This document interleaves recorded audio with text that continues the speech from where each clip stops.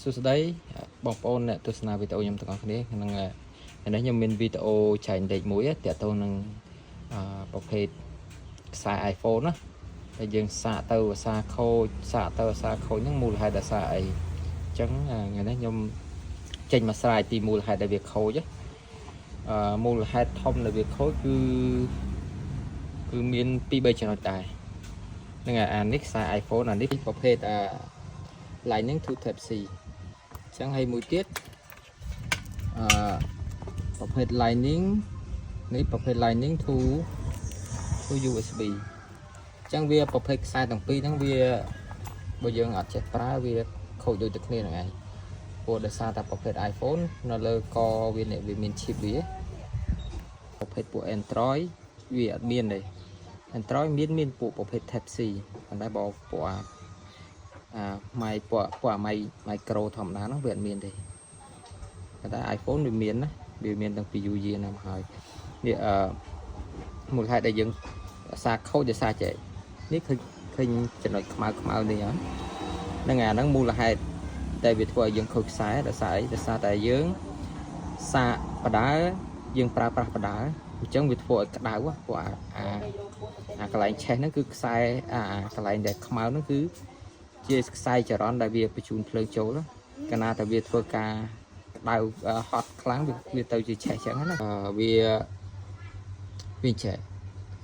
ដោយសារមួយទៀតការប្រើប្រាស់ផងយើងសាកជាមួយ power bank សាកជាមួយ power bank ហើយយើងសាកបដាលេងបដាហើយអាសាកនឹងដុំសាកបដាលេងបដាក៏ដូចគ្នាចឹងដែរហើយបញ្ហាមួយទៀតគឺសាកទុកចោលយើងសាកទុកចោលត្រាំចោលរហូតដល់ភ្លឺអញ្ចឹងទៅចាំយើងបានប្រើអញ្ចឹងពេលខ្លះអ្នកខ្លះគាត់មុននឹងគាត់ចូលគេងគាត់សាកចោលដើម្បីថាពេលព្រឹកឡើងទៅគាត់ទៅធ្វើការឬក៏គាត់ទៅរៀនទៅអីចឹងទៅវាពេញបានប្រើប៉ុន្តែអាហ្នឹងក៏ជាបញ្ហាធំមួយដែរពេលខ្លះចរន្តភ្លើងយើងប្រែប្រួលពេលយប់អាចបុកខូចដល់អេសេទូរស័ព្ទទៀតអេសេសារផុនទូរស័ព្ទទៀតជួនកាលព្រឹកឡើងថាថ្មពេញហើយដកប្រើពេលដល់ដកមកលុតទូរស័ព្ទឈឹងណាវាយើងអ្នកខ្លះគាត់គិតថាចេះឆ្នាំងសាកស៊ីនឆ្នាំងសាកអីចឹងទៅវាល្អជាងឆ្នាំងសាកកូពីឆ្នាំងសាកកូពីក៏វាមិនល្អដូចឆ្នាំងសាកស៊ីនអាហ្នឹងអាស្រ័យលើយើងអ្នកប្រើប្រាស់ផងយើងទេបើយើងប្រើប្រាស់យើងដឹងពីចំណុចដែលខ្ញុំបកស្រាយនេះគឺវាមិនងាយខូចខ្សែទេព្រោះខ្សែខ្ញុំប្រើមួយបើអាខ្សែនេះខ្ញុំនេះអង្គប្រឡងនេះតាំងពីខ្ញុំទិញទូរស័ព្ទខ្ញុំមកវាជិត3ឆ្នាំហើយវាឆេះមែនតែវាឆេះមួយជាហៀងនេះដូចឆេះដោយសារតែខ្ញុំសាកតេស្តផងគេប៉ះទូរស័ព្ទតែគេឧស្សាហ៍វាដីខ្លាំងទៅវាប៉ះទៅឆេះប៉ុន្តែវានៅមួយជាហៀងនេះនៅតែលឿនចឹងនៅតែវាបញ្ជូនភ្លើងមក20 វ៉ាត់ចឹងហើយខ្ញុំសាករហូតអត់ដែរខូចនេះឆ្នាំងសាកទាំ